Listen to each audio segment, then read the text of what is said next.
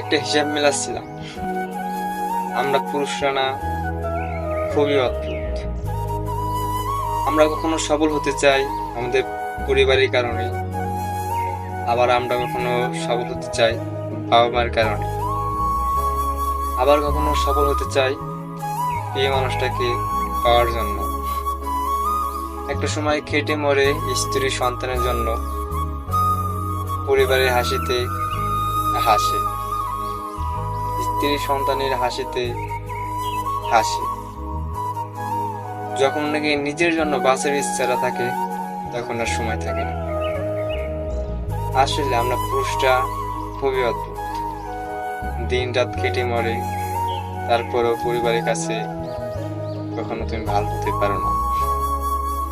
আসলে পুরুষদের বাঁচার ইচ্ছা যখন জাগে তখন আর হাতে সময় থাকে না।